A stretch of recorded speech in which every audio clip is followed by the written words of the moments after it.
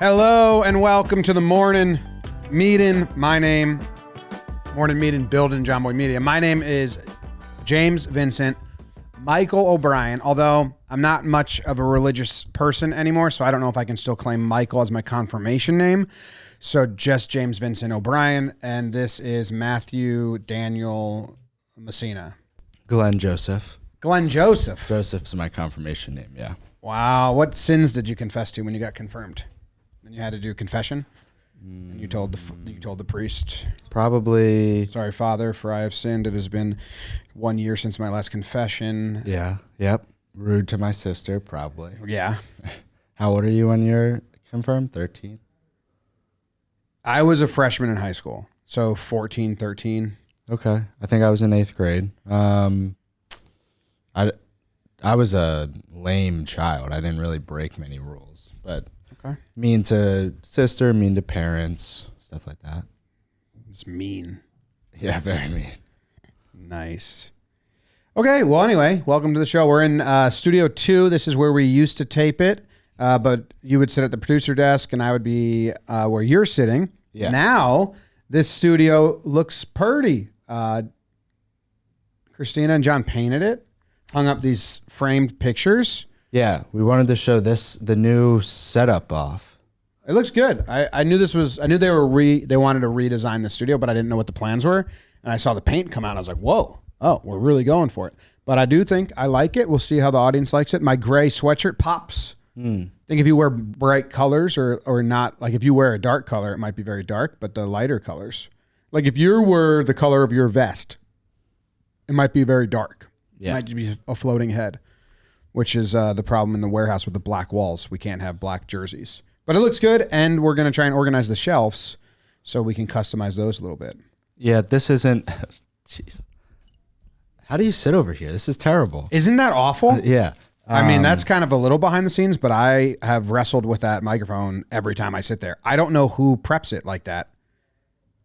It's awful. Is this the best way to do it?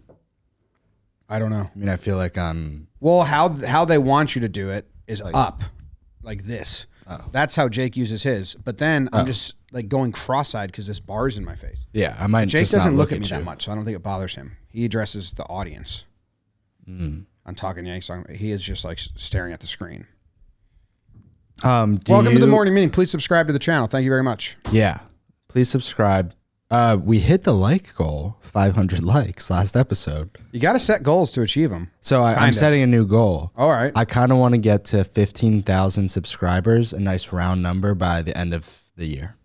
15,000 subscribers by the end of the year. All right. And then everybody knows my goal is 100,000 by the end of 2024.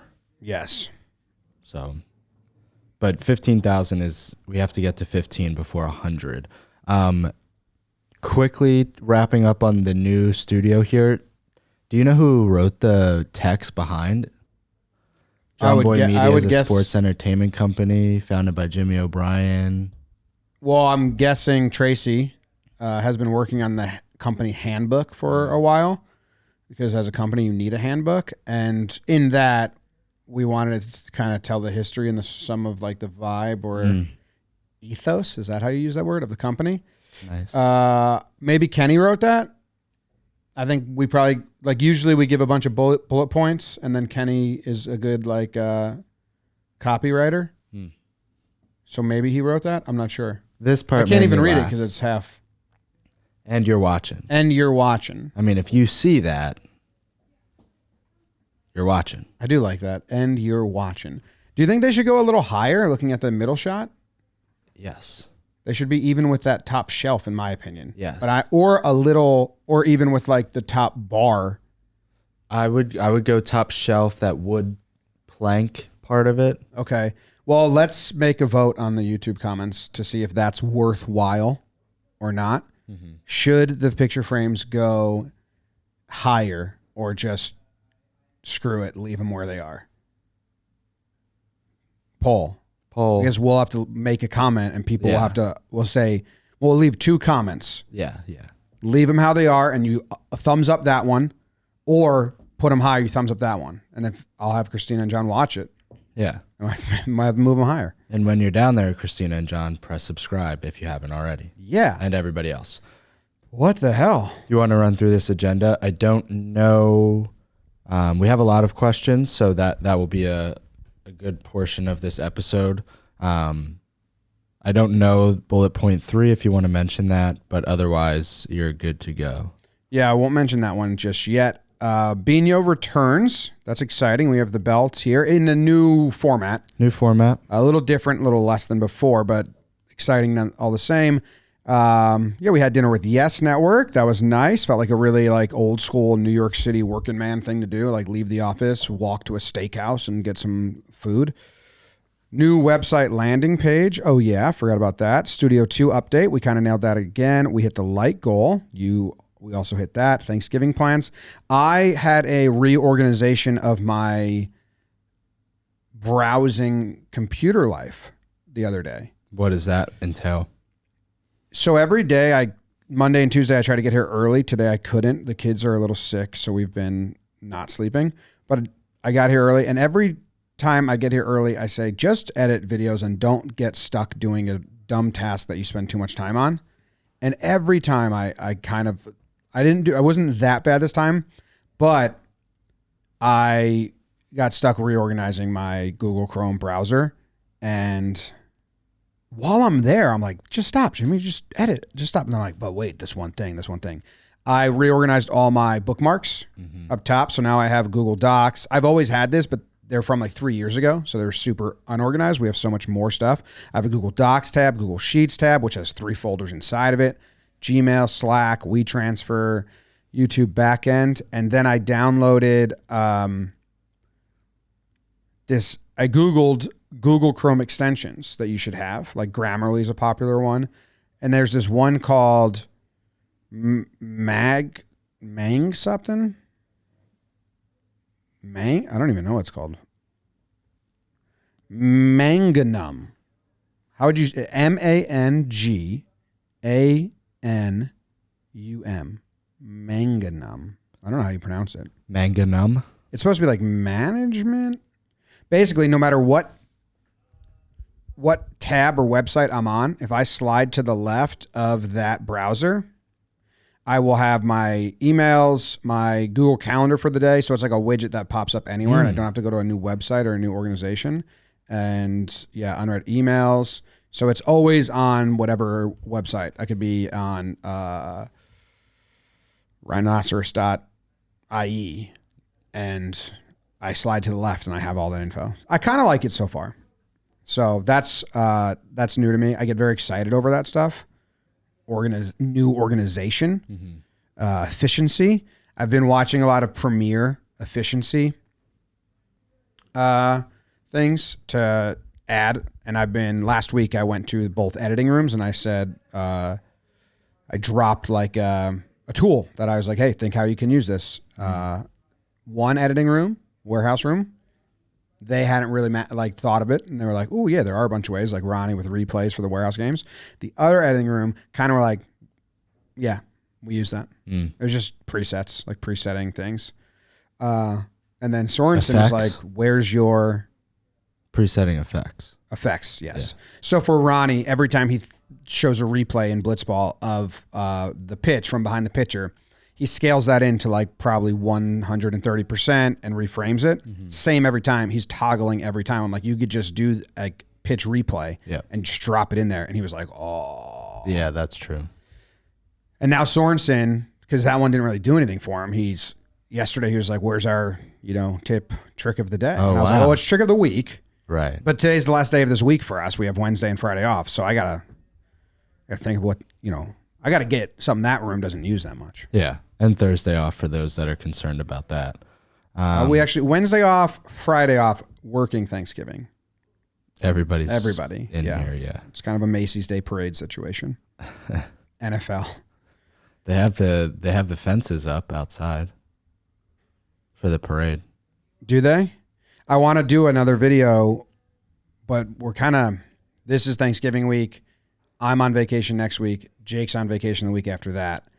So we'd have to film it after that. But another like Explorin New York. I want to do all the Christmas shit. me and Jake and Zach go during lunch for an hour and film it. But kind of a tough time schedule-wise. Makes sense. Can you speak to Binho returning? Do you know the details? I don't know like where we landed. I know we were in conversation with Binho about another deal where we would have games and stuff. When Luke was talking to me from the sales team about the concept, they wanted to go on a different platform, I believe, because they thought like we did a lot on YouTube. Yeah. So it's on Instagram. And what I don't know, I think Luke proposed it and then I said that's a good idea or whatever. It was like a beat the streak situation. So is it today? Jake versus Canobio on Instagram Live. Yeah. And if whoever wins next week or 2 weeks from now, it'll be like, winner's court. Yeah. I think that's what it is, but I could be wrong. So here's a question. Yeah. What's the belt situation? I mean, you win 1 week in the streak, you win a game. Okay. I don't know. I don't know if the belt's, I don't know if that belt's part of this at all. It's just retired. Unless we start doing big competitions again, which we could, but I don't know. Like that was, those were part of a deal with Binho. Like we told them we were going to run an in-house league and then have tournaments. And it was like, we pitched it. I really wanted to do it. Yeah. But it was a decent amount of work. Yeah. I mean, it was set up where it didn't have to be, but it just ended up being just on the nature of everybody kind of waiting till that last day to play a majority of their games and people are absent and stuff like that. Yeah. I agree that. What time are they playing today? I thought I saw 2 p.m. Okay. All right. Well, good luck to Jake. I'm a small hall guy. This isn't part of the hall. I'm setting that foundation now. But still, good luck to Jake. Of course, good luck to Jake. Yeah. I'm just saying, I mean, that would be like rooting for the spring training. College team? No, no, that's like winning spring training means nothing. Okay. Like this isn't. Well, maybe this has to matter. Maybe that's how we have to sell it. Like Binho's not going to be excited if you call this league spring training. Maybe now the belt's on the line. I changed my mind. Okay, all of that is good and dandy. You can make that decision. I obviously am voting for this not to matter. Okay. There's no point in me risking the hall expanding at this point. Well, I think we want people to tune in, so we have to make it matter. Yeah, that I will not be voting that way. All right, belt's on the line. This is a 1-to-1 vote. Big deal. No. We just voted. Get somebody else to vote. Okay, sales team. They vote with me. Luke, Jake, and I all vote the same. So he's on the sales team. That's -1 for you. Those guys are belt winners. That's the 3 belt winners? Yeah. I understand your position, but yeah, thanks. But I don't know. Maybe we have to, it's got to mean something. I agree. Let's get a smaller belt. You are gonna love the meeting we had last night. Can I finish one thought? What if we get just a brown belt and write in Sharpie Binho, and then that's the new belt for this? Maybe the jersey can be on the line. Completely okay with that. Okay. All right. So what was this meeting? Well, we have a lot of ads to run for the warehouse. SeatGeek, DraftKings, Shady Rays all bought custom commercials. I believe it's like 20 custom commercials, which is we're excited to do those because we get to kind of have fun. Like we had a lot of fun with the Shady Rays ones. Sam kept slacking like, hey, we need ideas. I was like, Sam, just find a time, get us in a room, and like we can't leave that room until we have some ideas. So we came up with all of the commercials. And some are narrative from commercial to commercial. Oh, that's good. Because I was enjoying doing that. Nice. The DraftKings one, I think you're going to really like. They won't see them until February, March. There's 3 DraftKings we have to do before then. But yeah, it was a fun brainstorm session with me, Jake, Jack, and Zoe. Nice. The Shady Rays, I hope none of them get vetoed. They may, or I hope they all work out. But the Shady Rays is like a storyline. It's almost like a mini series. Like this is ESPN? Well, no, because those aren't connected. Right. Those could be watched and these could be watched individually. But like the 4th commercial for Shady Rays is like jaw dropping. It's like, oh shit. Yeah. That's funny. Changes the game. Yeah. Normally when we talk about warehouse stuff, that gives me a good opportunity to transition to another question that somebody asked about the warehouse. Nobody really did, which is unique. People normally ask about the warehouse. Brian Feingold, our friend, did ask. He enjoyed Blitz. He enjoyed the Talkin Yanks of this past year, the events. He's asking if there's any other future events on the docket that he should keep his eye out for. Ooh. Yeah. Talkin Giants says they're tailgates. Talkin Giants says tailgates. It's cold, though, so wear a jacket. I think we're going to do an all-star event again. There's talks of a spring training event, but we're getting close. I don't know where, like for the Yankees, where we reserve like the party patio and buy tickets and just have listeners come out. We got to get on that if we're doing that.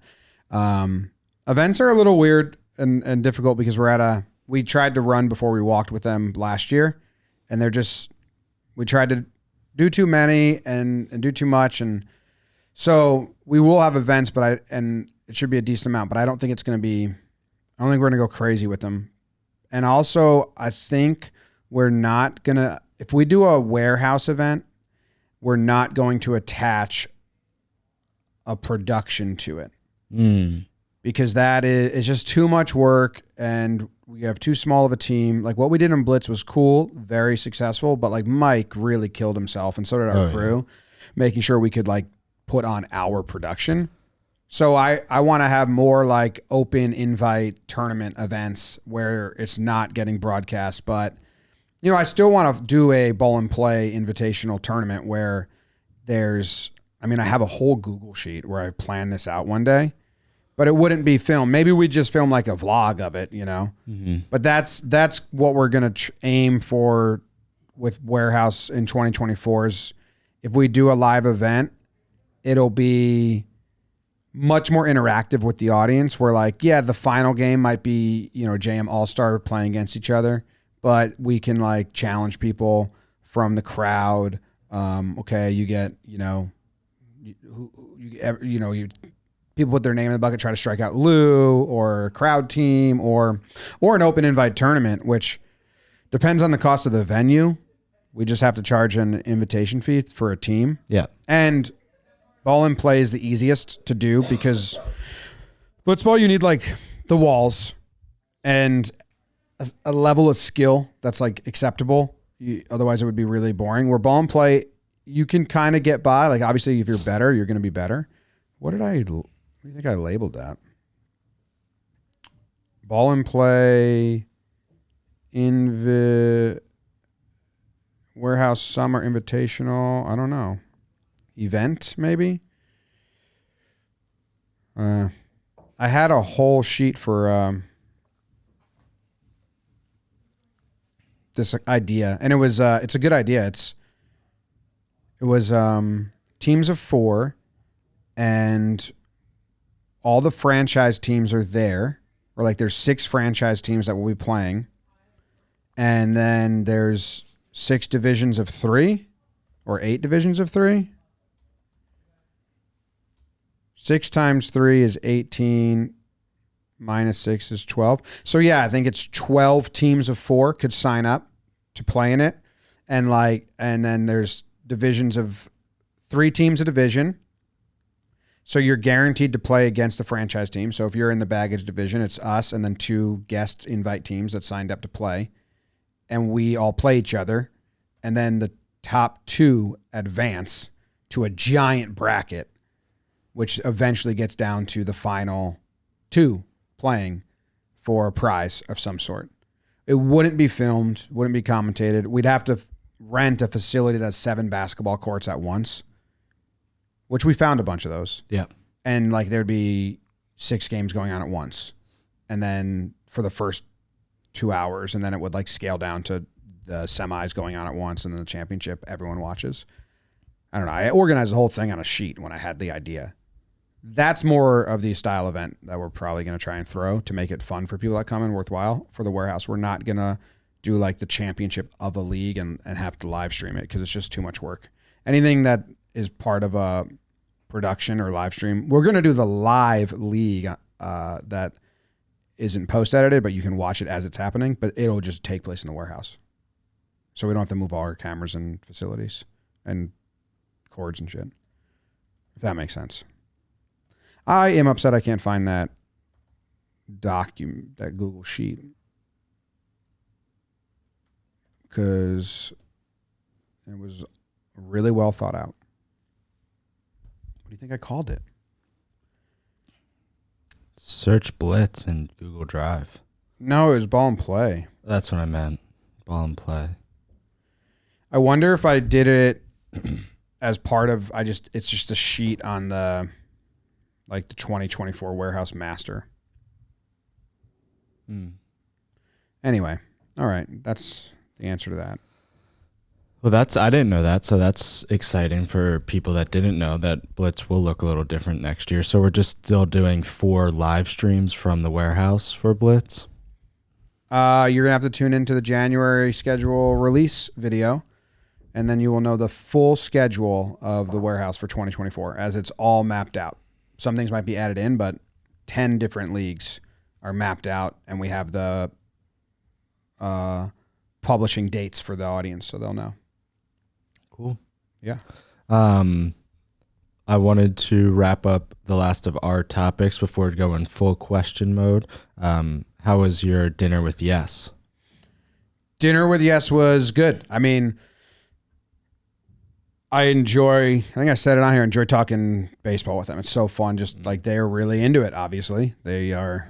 Their lives are around it. So we sat, had some steak, had some food, chatted about the Yankees and the offseason plans and what we would do and what we think they're going to do and all like reaction to that stuff for maybe 80% of it. And then talked about the future of the partnership going forward, which I don't know what that will be. They're awesome and it's been a great relationship, but we're trying to find out how to get value both sides of like, it's just been a content exchange at this point. So, we get promotion on linear TV and Yes Network and the award from that.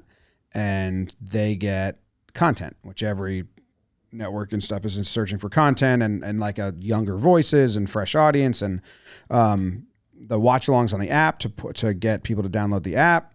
But it's just been an exchange of that sorts, which always cracks me up. One of the comments like, no, that they got that Yes money. It's like, no. That's so, yeah, we're just searching for ways that we can find monetary value or other value in the exchange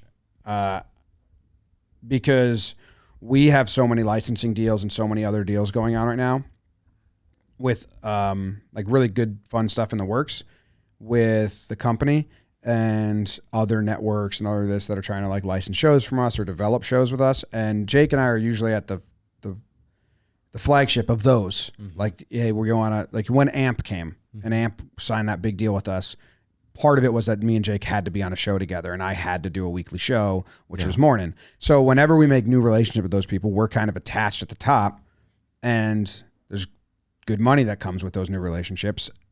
So we're trying to balance, like, we can't have to say no to that because we're doing this, but this isn't driving revenue and those can, but I understand the value in driving the marketing and Jake and I just, being attached to Yes Network is awesome. Mm-hmm. And I love the dudes at Yes. So there's just like our sales team and their sales team is going to get together. And then we have some ideas that we came up with internally on our side. So I'd love the relationship to continue.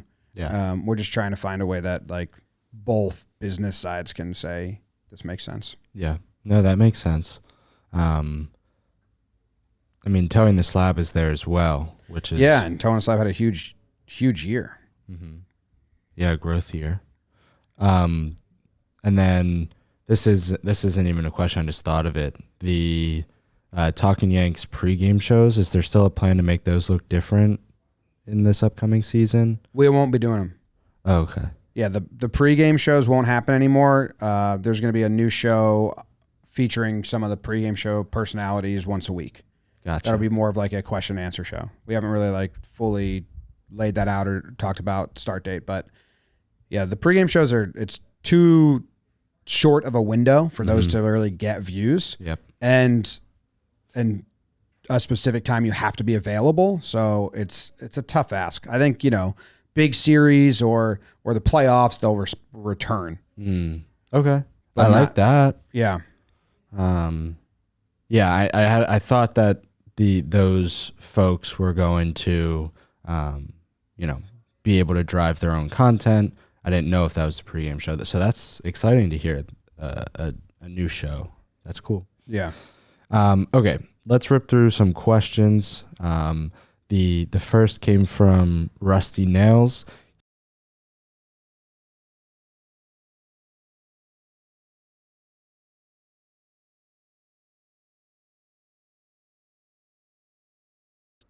I can still see simple, to the point hooks, quick intros that often lead into character-driven plots. I don't know if there's some big philosophy there. Wow, I'd love to hear more about how he tried to dissect it. I'd love to hear the storytelling in a breakdown. I've tried to dissect it for myself. They break all the rules. That's interesting. I wonder what rules I'm breaking. I do really think that I really value storytelling and like trying to not just like talk over a highlight. So I try to rejumble things and share things. It's also sometimes just trying to share it in a way where it makes sense. I don't know if I have any. We do have on certain other edits, we have like kind of hard rules of like, if you show this replay, it needs to be this and this and this. But for the breakdowns, not really. I'm trying to think of the breakdown I'm editing right now. I'm doing something a little different storytelling on this one. There's a huge moment in this national championship game where the girl on UNC has a penalty shot, and if she wins it, they win the national championship. And I'm using that as the first 10 seconds of the video. And then I'm going to say, and this is all the exciting shit that got us to the spot. And because it's really good, but I think you need to know that like we're going to get here. Kind of a little Tarantino or a little, it's common storytelling, I think. And then that's not the end of it. Then it keeps going. Like that'll show up in the middle of it. That's just how I formatted that one. I don't know if I have like a rhythm to it or not. I want to establish the stakes and the emotion right away if I can, and make sure the audience knows, if it's a diving catch, it can't just be a diving catch. It needs to be like, and there's bases loaded, or, and this dude hit a home run the inning before. Like there needs to be something to attach to beforehand. I try to bring the crowd in every now and then because they're like a conduit for the audience. So if I don't have crowd shots, that kind of hurts the storytelling because I want to find happiness or pain. So then the audience that's watching is like, oh, look how, like, you just use them as like the emotional filter of what you would be feeling or like what this means. And then a quick ending. I don't know. I'm interested in that you tried to break it down and the rules I broke. Simple to the point hooks. Quick intros often lead into character-driven plots. Yeah, you need characters. There was one, I think we talked about this on Morning last year, there was one that I did with the girl who lip reading in the handshake line. Did we talk about that on here? I think so. And what was that? She's a very famous basketball player. What? Van Lith? Yes. It was Van Lith. It was, I think. With her brother. Yeah. Texas player talks trash in a handshake line of breakdown. This one did good. Almost 2 million views. 2 minutes, 47 seconds. That's good. I got to get back to that. The cricket ones I'm doing are so long because the stories are longer and the game's longer, I guess. And because I want the audience to understand what's happening more. Where like basketball and baseball, I can just go right into it and they know all the, well, if he does this, does this. So maybe that's why I feel very unproductive lately, because those are taking so long. But I do enjoy how well put together they are. Someone noticed it in this one, as far as storytelling goes. This is one that comes to mind is I wanted the end joke. I knew that like the quick out was her dad telling her brother to like shut up and smiling, and then her brother in the crowd, you got your ass kicked, and her dad, Tanner. Yeah. And you said his name earlier on. That's yes, what it was. But the first time I did that, I realized if they don't know who those people are, that joke doesn't hit as hard, because you need to kind of know his name's Tanner and that I'm not making it up and that her family's in the crowd watching and all that shit. So I believe I straight up just introduced the characters in the beginning. Yeah. Like I didn't even like make it cute. 21. This is her had a good game, crushes tournament games. This is her brother, Tanner. He's clapping. This is her dad. Woo! Woo! This is her coach. Hell yes. Yeah, so it's kind of just like, I guess you would just think it was lip reading. But someone commented in there, like, wow, what storytelling. Jimmy had to use that first. Yeah. So it hit better. So I don't know. I don't know if that's an answer there. I don't really know if I have a formula. I just kind of watch it and then say, how should I tell this story? Yeah, and quickly. I feel like it's different every time. Yeah. And sometimes maybe I don't find like a good way to do it, and then I'm just kind of saying like, hey, check this out. But I'm not saying that doesn't happen. It's just never my goal. All right. Good question. Yeah. There was another question on the main channel. Exile on Dayton Street said, what is the most difficult part of the main channel? And then referenced, probably best exemplified by the comments on this week's Weekly Dumb. Oh, because someone asked that last week, like what's the most difficult part of running it or whatever? Of running the company, yeah. And he said, yeah, probably best exemplified. Yeah, that sucked. So for anyone that doesn't know, we recorded Weekly Dumb on Monday, and the first topic's always baseball, and we were like, there's no real big baseball story here. So we had nothing. So right before we were like, let's talk about how the Padres loaned out money to pay for all the contracts they just shut out, because that's kind of interesting. There's nothing else. So it wasn't like pre-planned at all. We were just like, that's, I think, the biggest hook. So we recorded it Monday, and then, Jake and I sit down and record it for 20 minutes. Zach goes and edits all Monday, all Tuesday, and he's like head down in water editing, and then publishes it. During the course of that time, the owner of the Padres passed away. So it was public, and I was with the kids. I didn't even see that it went out, and I wasn't on top of it. And Zach saw the comments starting to come in, and he texted us. He felt awful about it. He's like, sorry, I wasn't looking at Twitter. Like, I didn't know. I would have changed it, blah, blah, blah. And I was like, I don't think we said anything bad about them. We just talked about the situation. And then I said, are more owners going to do this? Seems like a smart idea if you don't have the money for pay. So I watched it and I was like, oh, okay, that wasn't that bad. It's very, very unfortunate timing. Yeah. And I think had we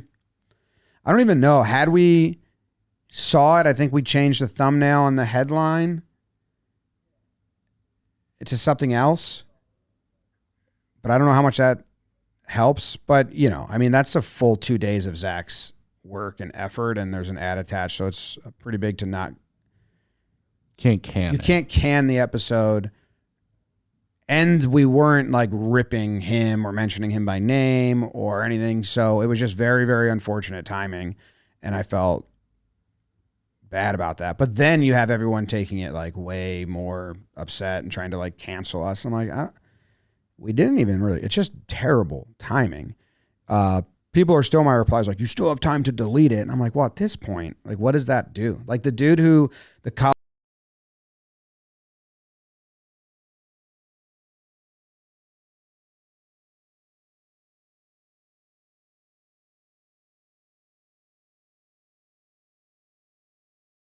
I don't know what you want us to do. That's not actually problem solving the cause. I went and left a comment, pinned it just because there's probably people going there and not knowing why people were upset in the comments, and also just let them know, like, man, we didn't like, because some people think we're trying to jump on it. Yeah. And it's like, that's not the case. So I would not try to jump on it. But I have really, really tuned that stuff out. Like Max Manis said to me yesterday, like he's like, I'm pretty jealous of how checked out you are of all the nonsense. And I was like, yeah, if it's an account that has no face and name, I mute it instantly. I have like 1,000 muted accounts. Mm-hmm. I place no value. That's why I said I place no value of words said anonymously on the internet. But if you have your face and name to it, like a lot of these comments, and like you were to like tell me you disagreed, I would input it. But yeah, I mean, it's also, we're just in a place where like people want to quote tweet us to just like get there. Like the one dude was saying, was telling us that we were just using it to get outrage clicks, which wasn't the case because it all happened beforehand. But in doing so, he's quote tweeting us to get himself some outrage clicks. Yeah. And we've had people on Twitter who like we were eyeing as like someone who could maybe, you know, come work with us, intern, partner with us in some way, that then, and they're friendly with us. And then they do that like whenever we like get ourselves into any somewhat hot situation, which we publish over 2,000 tweets and posts a day, basically. Maybe 1,000. Yeah, 2,000 seemed a little high, but I was playoffs. I think that's a playoffs number. Well, across all platforms, it's if you count everything. They all count twice or 3 times or 5 4 times. Yeah. Okay. It's a lot. Yeah, no, for sure. You're gonna run into, you know, slip ups. That's just nature of the game. But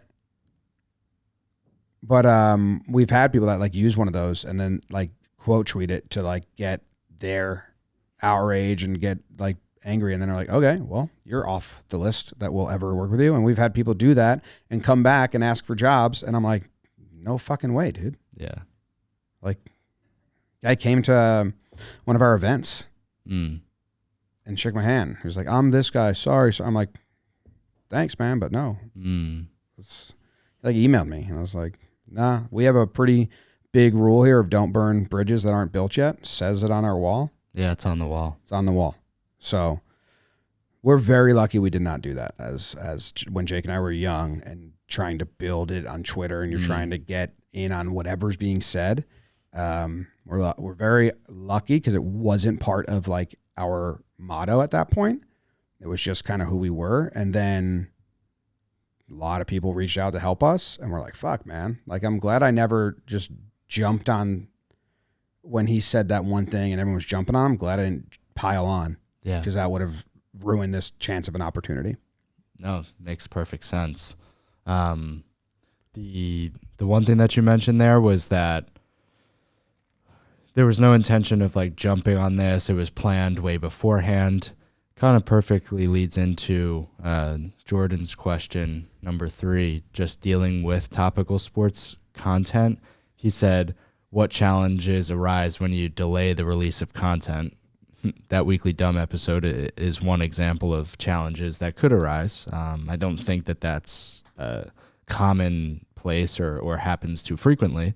And his question is more so, in sports, news breaks and situations change quickly. What is done to stay current and have accurate information? Content gets recorded one day and released a week later, could no longer be relevant. Do you just discard it? I feel like when we're setting up, a lot of the shows that are topical record and release topically. There are times that we have to get ahead. Like you said, you're taking a vacation. You know, you might record a Talkin Yanks ahead of time, stuff like that. But those episodes are done with topical in mind, so that in the event that news breaks, it doesn't change the episode. We separate our content into evergreen or topical. Mm-hmm.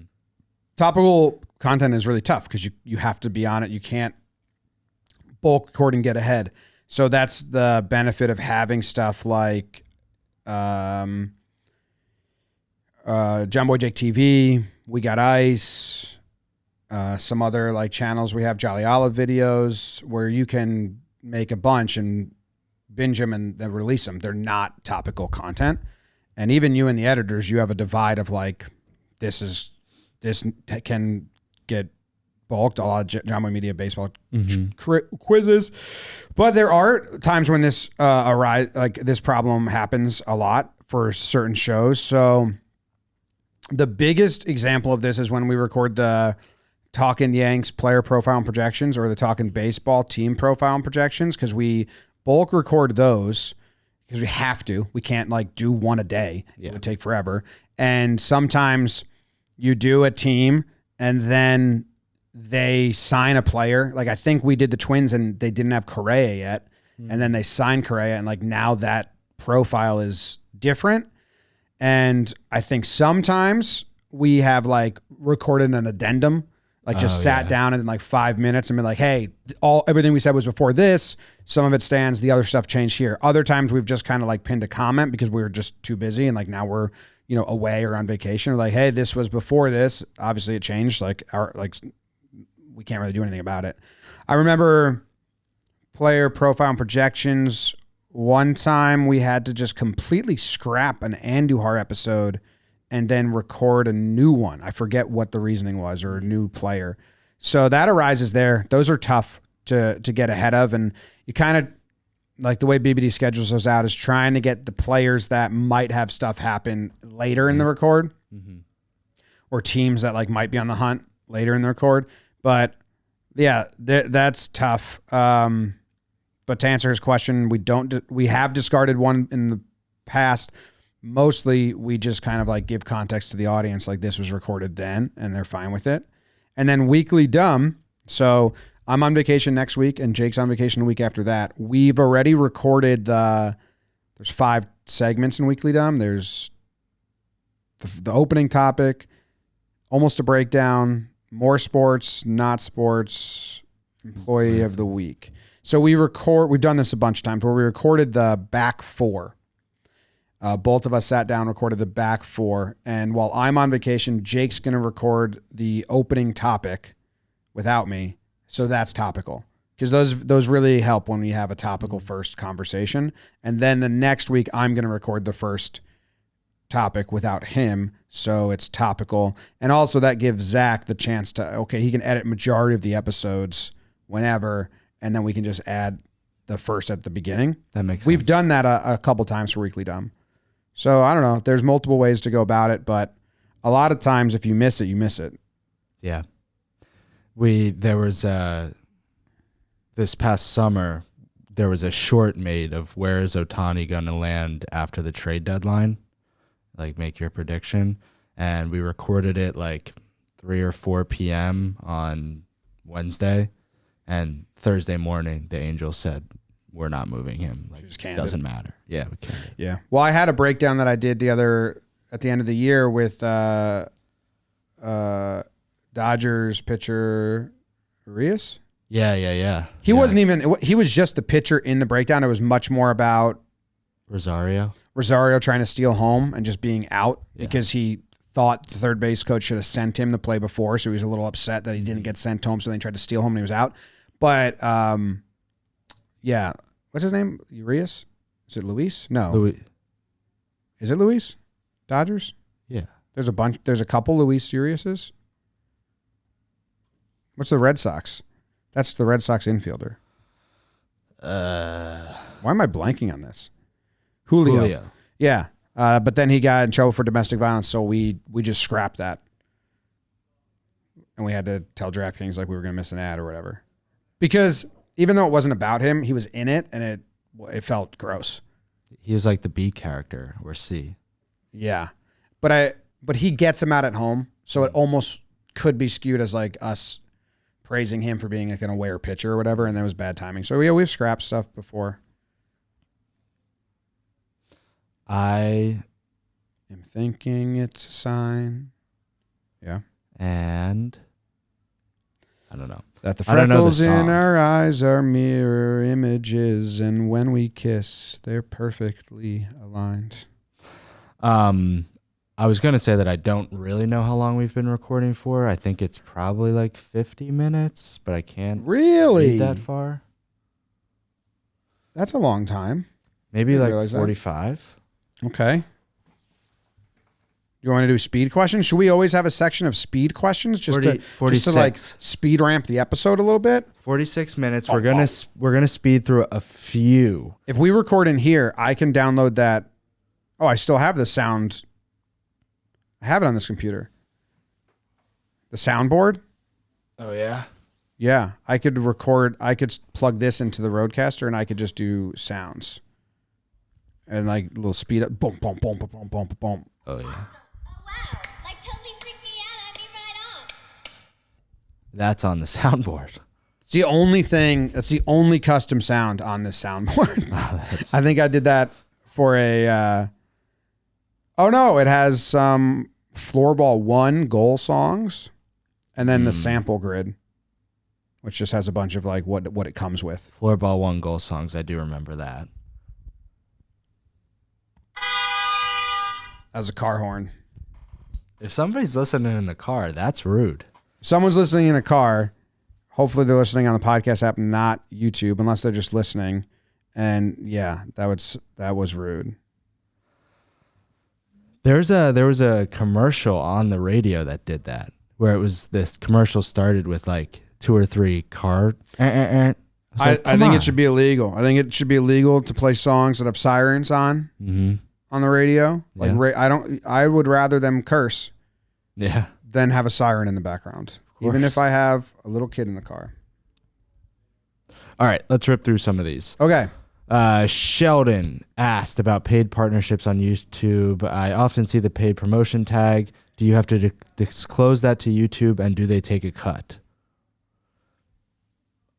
I don't know. They don't take a cut. They don't take a cut of they take a cut of the AdSense, like the YouTube commercials, but they don't take a cut of the ads we sell, like the direct ads. And I guess you're supposed to put paid promotion. I do when a breakdown has it. Yeah. I don't know the legalities around it.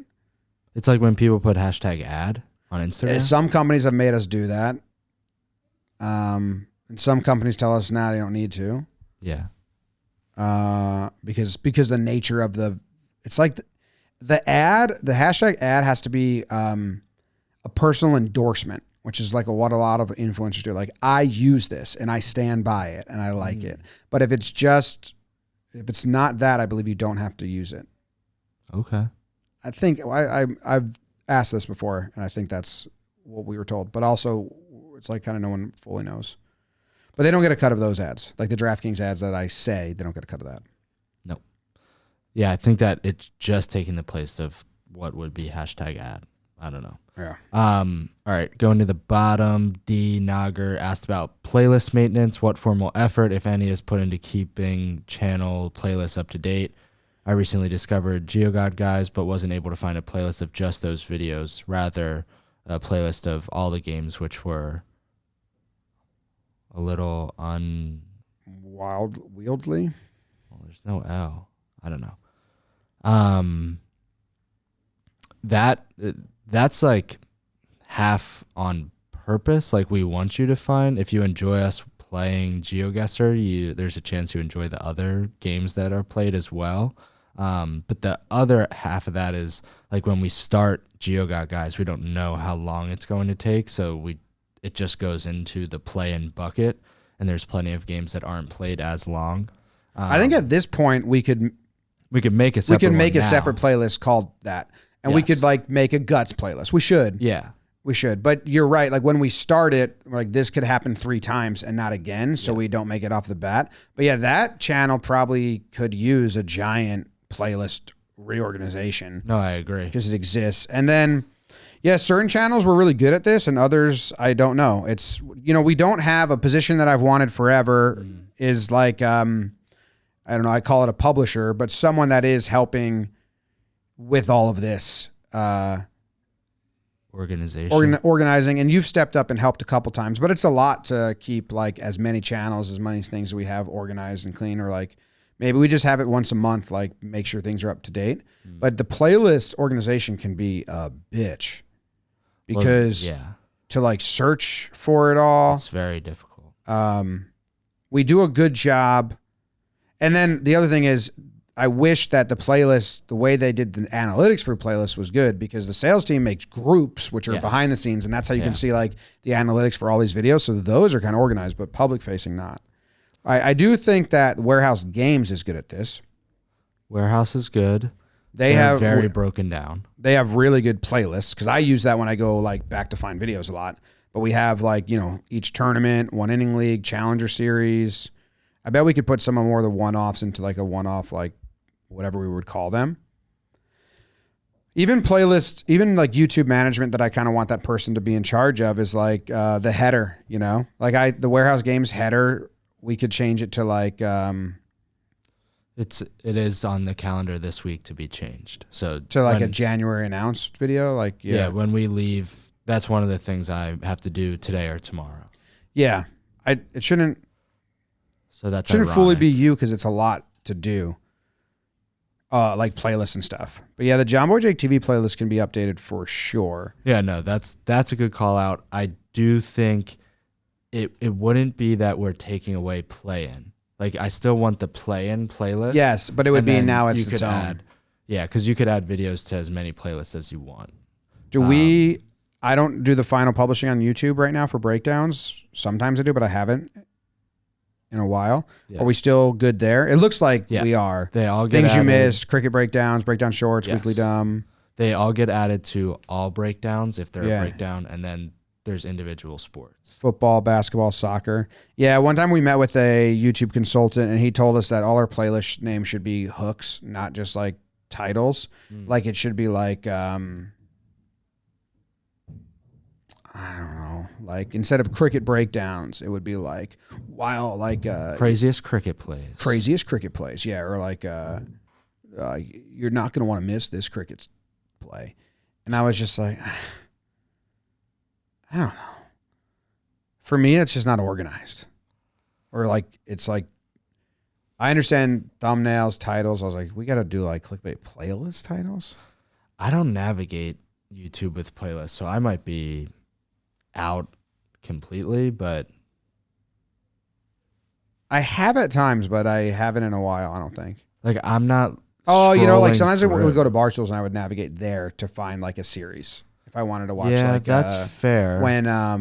When Sunday Conversation was on the main channel, I would go. So like I have at times, but yeah, but it is helpful, especially. That's a good example, JJTV, if you want to watch all the GeoGuessers. And also playlists, you're supposed to always share a playlist link. So so when someone clicks on our video on Twitter or somewhere else and they go to the YouTube, it takes them to the playlist. So the next video that plays is our own, not YouTube recommending another channel that's similar to us that isn't us. I don't know if we do a good job on that either. But I don't think so. But regardless. I think the problem there is that when we get the link, it's not part of the playlist yet. Like when we're scheduling JM Baseball out, it's not in the playlist yet. So I can't go get it. All right. The last part of this rapid fire section, Landon is back with the goof and gaff, the most liked comment on the last episode, which is funny. Apologies for the lack of goof and gaff. He was busy at college, so best of luck with all of that, of course. He also said, on the record, I'm a huge Moylan guy and a Braves fan. So it wasn't Peter's presence that, He said this week, what is the best Thanksgiving dish?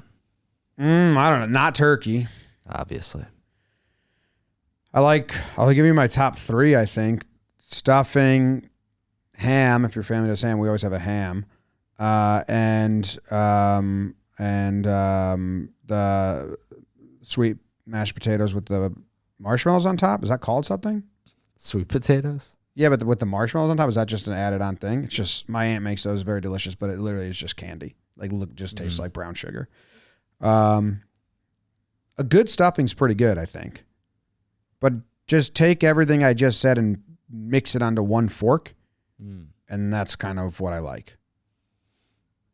Stuffing is elite. Yeah. When it's good. There are bad ones. Yeah. Oh, there's really bad stuffings. Yeah. Do you have a favorite? Corn casserole is mine, but I feel like a lot of people aren't familiar with that. I'm not. My aunt makes it, and it is lovely. Okay. Looks like uncooked cornbread. Yes. Cornbread that's still alive on the inside. That's what it looks like. It is. That looks good. I would like that. It's very good. Poop out all that corn next day. Also, so like no effort and doesn't feel like Thanksgiving, but the crescent rolls being there is good. Like, oh, I can pop this real quick. Yeah. Well, rolls are going to win out. They're going to be a top 5 any meal. Yeah. Just bread. Yeah, bread. Okay. Thanksgiving plans was part of our topics. Are you doing anything interesting? We were going to go to my aunt's, but the kids are sick and we're going to Disney. So now we're chatting about if we should not go. Right.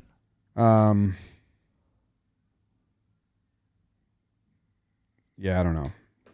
Okay. So that's up for Claire's starting to know who I am. Just an update for you. Got big smiles yesterday when I came home, which felt very good. Yeah, it takes babies a while to know, like, oh, that's my dad. He's connected to me in some way and not just another non-mom. There's basically mom and non-mom for 4 or 5 months. So now she's giving me big smiles and calming down for me. Like I can do like the middle of the night shift, sing to her a little, rock her around, and she calmed down for me. I put her back to sleep. So that's good. Very exciting. Although James is getting. You went to the park. No, want baby up, as he says. No, dada. No baby when you up. Pick her up? When I pick her up. No baby up. You went to the park with him. What swing were you on? A dual swing? Yeah, that was wild, huh? So like he's in a little kid swing. Think of a seesaw upside down, but little kid swing and adult swing. So he was just kind of like dangling here as I pumped my legs up and down. It was cool. That's interesting. Yeah, it was a good park. It was in Warwick, New York. Oh, shit. Yeah.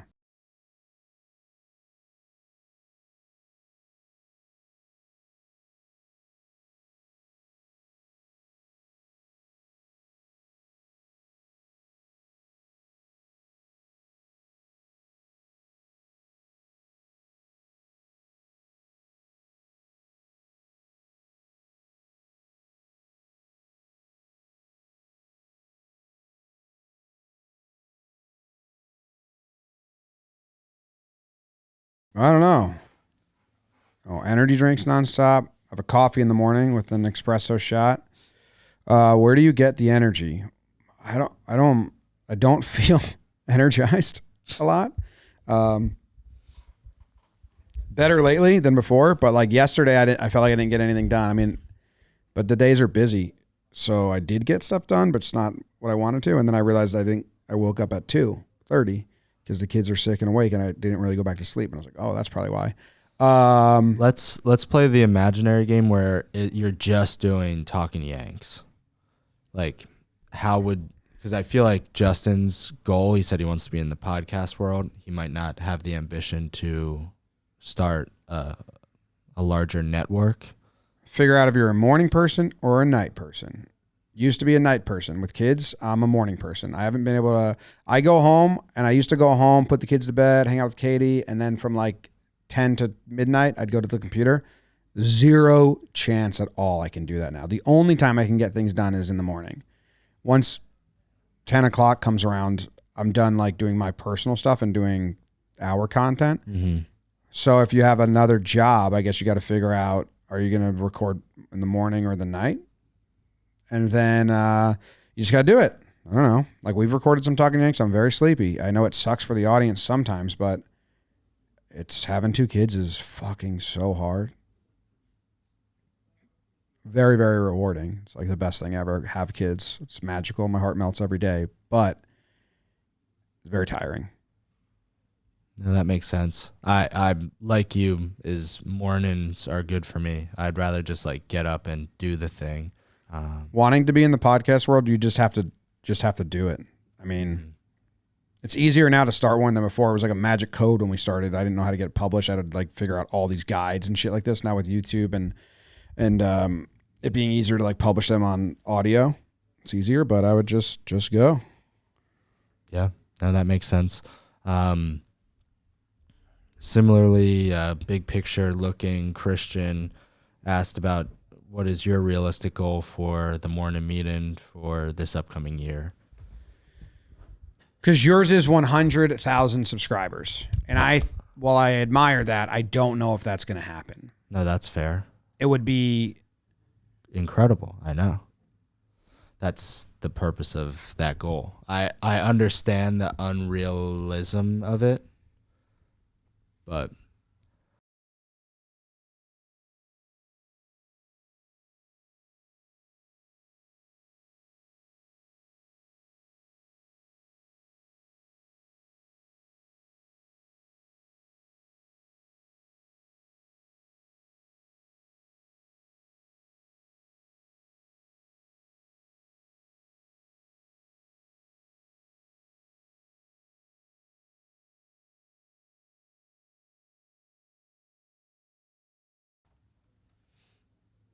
which I would count like 2 episodes before Trey Turner was when we like rebranded and we were like, let's just have this be our content meeting. Right? yeah, I'm guessing 8,000 or so. Says right now we're gaining like 100 a week. So we would need 700 subscribers last 30 days. 1,000 I invited you. times 12. So your would be 12,000. So you're looking for a big uptick. Yeah. I don't know if that will happen. I don't know if that aligns with my goals for the channel.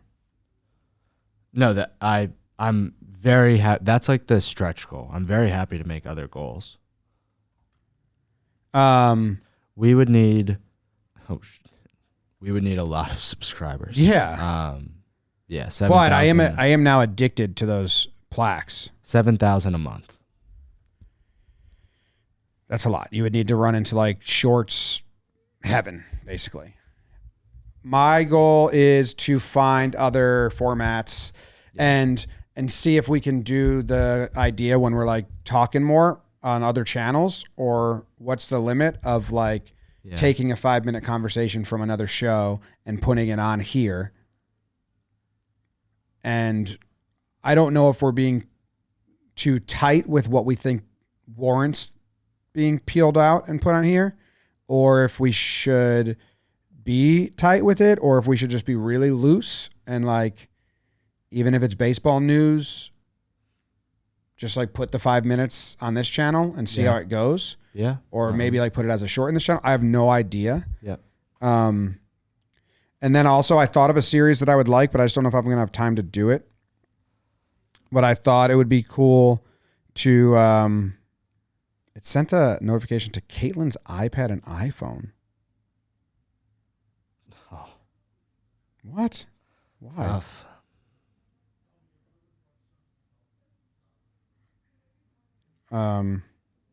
She's just going to deny that. Think someone's trying to edit her. And what was I saying? I thought of a fun, like this is interesting to me. I don't think this is very niche. I don't think people would enjoy it. Of like bringing an editor in and going through one of their Premiere projects and saying, why do you set it up like that? Like what effect did you do here? What did you do there? Yeah. People that like Premiere and like, you know, as a how-to, I think it would be interesting, but that's not going to do great. But if it was more like, why did you tell the story this way? It could be interesting, but that's a lot of time. But I thought that would be like a cool reoccurring thing, like to sit down with a social editor or like Sorensen and ask questions and like screen record their timeline and go through with it. I also want to do that. I've wanted to do that here. And every breakdown I make, I'm like, is this good enough to like make a behind the sequence video? I also still want to do just like random videos where I talk about a song I like or a movie I like or something, but I haven't felt I've been able to do that time-wise. Because those were very much like nighttime records for me. Like I would get a nice little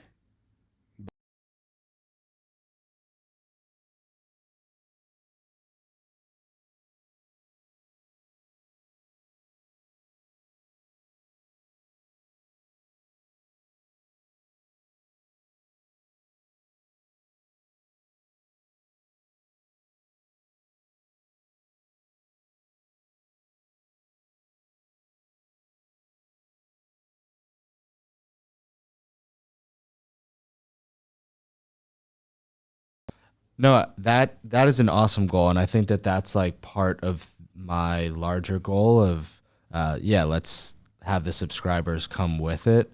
But yes, I would love to find formats to have this channel push out more content than it is right now.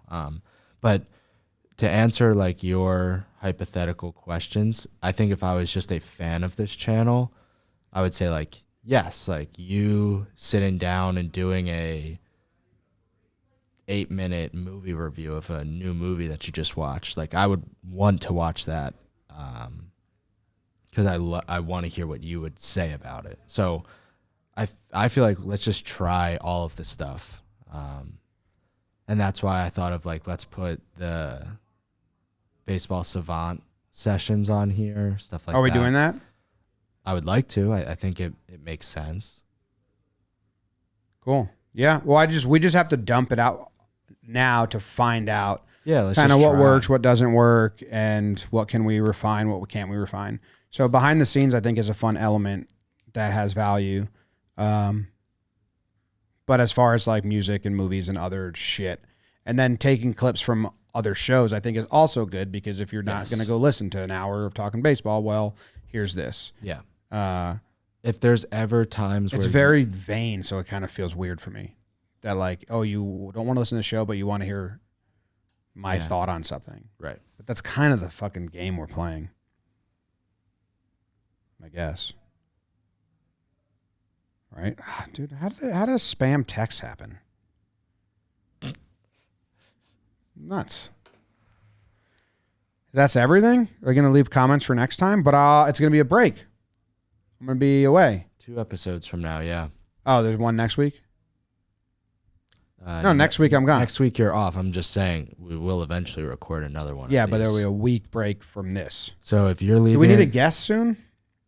We should get a guest. If you are going to leave a question comment, just know that we're not answering it next week. Can we have a guest on, someone in studio, in local guest, and I interview them in a very